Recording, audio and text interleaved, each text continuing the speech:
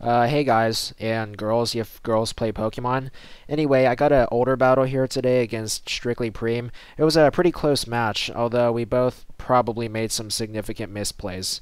Anyway, I'm going to lead off with Choice Band Azov. He goes with a Starmie lead. I'm not worried because Hydro Pump only will deal 99.3% since I have 112 special defense EVs, but it's actually a Trick Scarf Starmie, not Life Orb. That's a little more unusual, but I always appreciate some creativity, so it was pretty nice to see. Anyway, I U-turn out. He only gets the Choice Band, so that doesn't help him at all. I go to Flygon, planning to finish him off with U-turn. Now, he predicts it, of course, and goes to Gengar. Not really a bad switch into Flygon, considering he would only get hurt badly by Stone Edge or Outrage, and I probably wouldn't have used either. So I go back to Azov. Gengar's a really big threat to this team, so I guess I kind of panicked and made an obvious move here. He goes into Scizor and traps me with Pursuit. It was a pretty bad play on my part. Like I said, I guess I just panicked when I saw that Gengar. But yeah, it's a pretty big threat to this team, so I didn't really want to deal with it. But on a more positive note, I do get Heatran in safely, and since he's locked into Pursuit because he's a Choice Band Scizor, I do get to set up Stealth Rock for free. He goes back into Starmie, so I guess he doesn't really have a better switch in. He tricks me, and I didn't really want to go back to Flygon because he might have just been crippled by that Choice Band, and I really need him to do revenge killing. So I stay in and finish him off with Hidden Power Grass. Now, looking back, I guess maybe I could have finished him off with Flamethrower because Starmie's pretty frail and Heatran has max special attack, and that definitely would have made things a little easier here because now he gets a free setup with Gengar. I go into Suicune just because nothing else on this team can deal with Gengar at all, and Suicune is at least pretty bulky, so he should be able to take an attack. So he takes that Focus Blast pretty nicely. It's not going to be a 2-hit KO, so I was planning to finish him off with a stab move, but then he pulls out a Thunderbolt, and that was kind of unexpected because I was really predicting it would be a sub-split variant of Gengar. So yeah, things are looking really bad for me, but they're about to get a lot worse. I guess I just decided to send in Lucario because I was going to finish him off with Bullet Punch, but I really should have ran damage calcs here because Bullet Punch just misses out on the KO, and he uses Focus Blast, and that doesn't miss. So Gengar, like I said, it's a really big threat to this team, lots of really frail team members, and I'm playing pretty horribly for the time being as well. So I think he's taken out, what, like 2 or 3 of my Pokemon already? Anyway, he goes into a Hitmontop. Not a bad choice in OU, actually. So he's probably going to use some kind of fighting stab on me. I don't really want Heatran to take that, so I go to Gengar predicting that.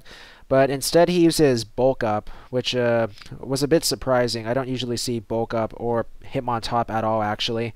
I just decided to use Substitute in case he uses Sucker Punch. I just wanted to scout for that priority move. It's actually going to turn out to be Stone Edge, so that tells me he at least doesn't have Sucker Punch, most likely. I don't really know what to do next, so I sub up one more time. I guess he got impatient or didn't want to risk a Stone Edge miss, so he switches out to Heatran. I thought it would have been a Scarf Heatran, like he was going to predict a Shadow Ball and then outspeed me and KO with Fire Blast, but no, that leftovers recovery tells me it's just a standard Heatran, I suppose. So I use Focus Blast. With Life Orb, that's definitely going to KO Heatran. I don't think that crit really mattered unless it was a super specially bulky Heatran. So yeah, kind of a reverse situation here, kind of my Gengar sweeping him instead of the other way around. He goes back into Scizor, which is a pretty solid Gengar check, although it takes kind of a lot from Focus Blast. I'm not really sure what he has in mind. He does use Bullet Punch, so I use Pain Split just to recover and scout his attack. Since I know he's locked into Bullet Punch, I don't want Gengar to take that, so I go back into Heatran because that's going to be a safe switch in. Not really sure what he's going to do next, so I just decide to go for a Flamethrower. He sends in a Zapdos, and with that Stealth Rock damage, it's going to do a ton, even if that happens to be a bulky Zapdos, which it does turn out to be, actually. I just assume that it's that bold Zapdos listed on the Smogon Zapdos analysis page, although it could be Subroost if he feels like getting fancy. That's a really great set, by the way. He uses Roost now, and I just realized that something really awful could be happening. If he's actually planning to stall me out with Pressure, his ability, and Roost, I could actually run out of Flamethrower PPs eventually.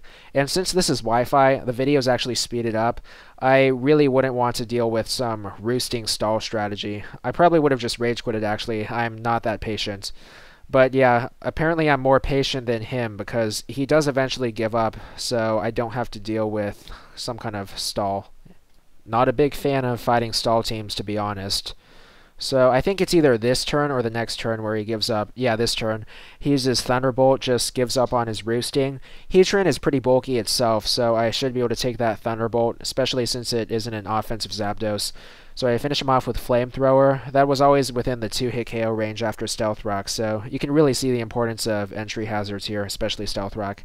Now, since I switched to Gengar last time, I'm going to stay and use Flamethrower on his Hitmontop, because he'll probably want to use Stone Edge or something of the sort since I went to Gengar last time, and he'll be predicting that. I get a Burn, which turns out to be pretty bad for him. I'm not really sure how much it mattered, but yeah, it was probably enough to change the game in my favor. So he takes the burn damage. I'm going to use that to my advantage later. Now, I was really careless here because I completely ruled out the possibility of a fighting type priority move, or it just didn't occur to me, so I really should have switched to Gengar on that. But yeah, Heatran goes down. I kind of get paid back for that burn. Anyway, switch back to Gengar. My strategy here is I'm just going to use Substitute and stall him out until the burn damage takes him out. It's not really a bad strategy, except for the fact that he also has leftovers, so this is going to take a while.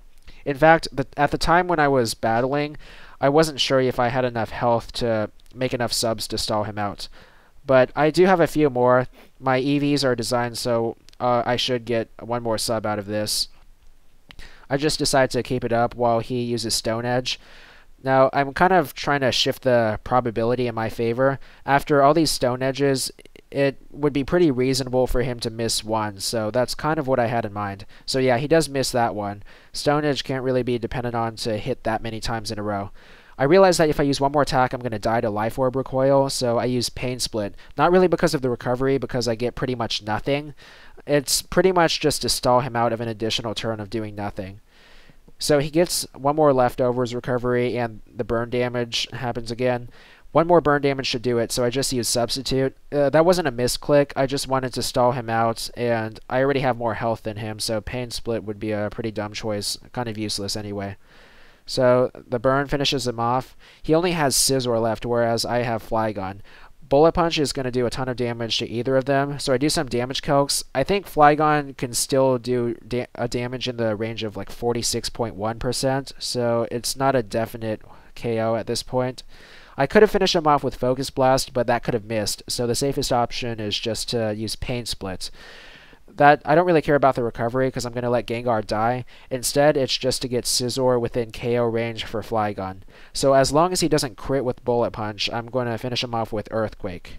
So let's see here. Yeah, Flygon's pretty frail, but he still manages to take that Bullet Punch, and I'm pretty thankful that it wasn't a crit. So that burn was pretty unfortunate there. I don't know if I could have played around him otherwise, but it was a pretty good battle. Good game.